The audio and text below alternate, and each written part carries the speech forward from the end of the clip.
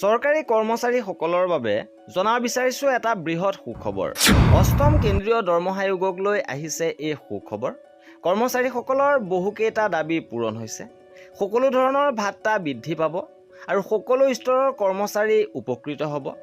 অষ্টম দৰমহা আয়োগৰ কৰ্মচাৰী পক্ষৰ সৈতে প্ৰথমখন বৈঠক অনুষ্ঠিত হৈ গৈছে। সবিশেষ আপোনালোকক জনাব বিচাৰিছোঁ। ভিডিঅ'টো প্ৰথমৰ পৰা শেষলৈকে চাই থাকিব। শেহতীয়াভাৱে 28 এপ্ৰিল তাৰিখে অষ্টম কেন্দ্ৰীয় দৰমহা আয়োগৰ সৈতে NCJCM-ৰ স্থায়ী সমিতিৰ প্ৰথমখন বৈঠক সফলতাৰে অনুষ্ঠিত হৈছে। ষ্টাফ ছাইডৰ প্ৰতিনিধিসকলে অষ্টম CPC-ৰ সন্মুখত ষ্টাফ ছাইডৰ স্মাৰকপত্ৰৰ উল্লেখযোগ্য বৈশিষ্ট্যসমূহ দাখিল কৰিছে। এই বৈঠকখন অষ্টম দৰমহা আয়োগৰ অধ্যক্ষ ন্যায়াধীশ ৰঞ্জনা প্ৰকাশ দেশাইৰ সভাপতিত্বত অনুষ্ঠিত হয়। কৰ্মচাৰী পক্ষৰ প্ৰতিনিধিত্ব শিৱগোপাল মিশ্ৰ সচিব আৰু M ৰাঘৱ ৰায় নেতা নেতৃত্ব ইয়াত 10জনীয়া দলে কৰ্মচাৰীসকলৰ হৈ প্ৰতিনিধিত্ব কৰে।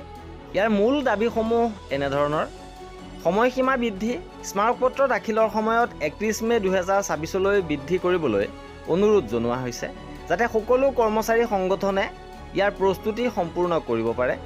বিভাগীয় স্মাৰকপত্ৰ, ৰেলৱে, প্ৰতিৰক্ষা, আয়কৰ আদিৰ দৰে বিভিন্ন বিভাগৰ নিজস্ব সমস্যাসমূহ সমাধানৰ বাবে পৃথককৈ স্মাৰকপত্ৰ দাখিল কৰা হ'ব আৰু তাৰ বাবে পৃথক আলোচনাৰ সময় বিচাৰিছে।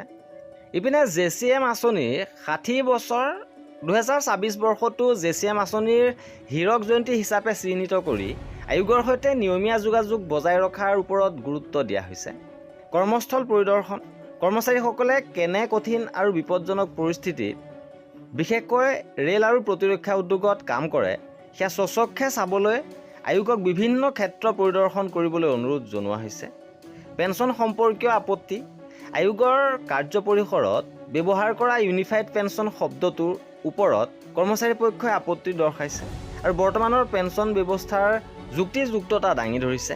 প্ৰায় 45 লাখ কেন্দ্ৰীয় চৰকাৰ কৰ্মচাৰী আৰু 69 লাখ পেঞ্চনভোগীয়ে তেওঁলোকৰ দৰমহা, ভাত্তা আৰু পেঞ্চনৰ ক্ষেত্ৰত অষ্টম দৰমহা আয়োগৰ ওপৰত এক ইতিবাচক আৰু উৎসাহজনক পৰামৰ্শ আশা কৰিছে। আৰু এয়াই আছিল আমাৰ আজিৰ ভিডিঅ'টোত। কৰ্মচাৰীসকলৰ সকলো খবৰ পাই থাকিবৰ বাবে আমাৰ চেনেলটো ছাবস্ক্ৰাইব কৰি ৰাখিব। ভিডিঅ'টো শেষৰলৈকে চোৱাৰ বাবে বহুত ধন্যবাদ।